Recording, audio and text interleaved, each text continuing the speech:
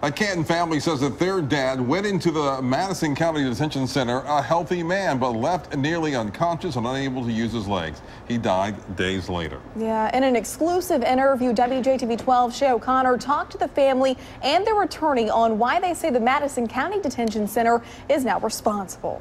Larry Thompson is seen here playing basketball with his kids, a healthy and active 51-year-old. That video was taken in early November of 2018, just days before Thompson was arrested and detained at the Madison County Detention Center. And Saturday, when he'd been picked up, I heard from him, he called me, said he'd been beaten 20 minutes straight.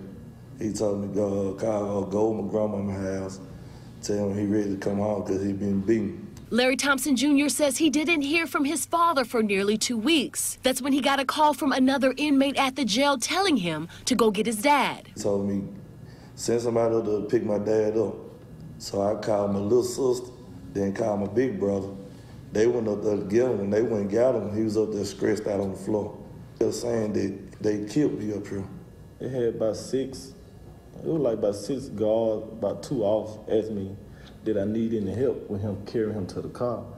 If I need any help, why y'all didn't help him get off the floor? Witnesses at the prison told family members they saw Madison County Detention Center workers beating Larry Thompson. But no one could prepare the family for what happened next. Thompson was admitted to St. Dominic's Hospital where he died 3 days after his release from prison, after having both legs amputated. Now the family says they just want answers. Like, why do him like that?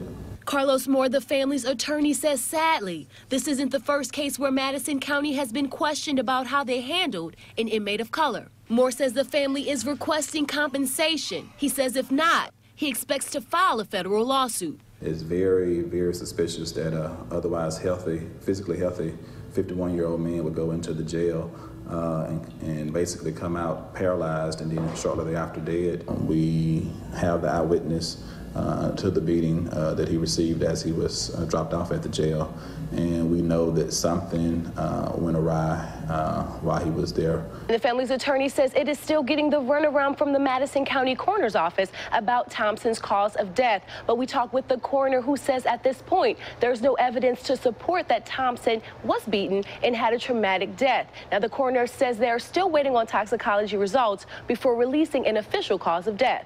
Shay O'Connor, WJTV 12.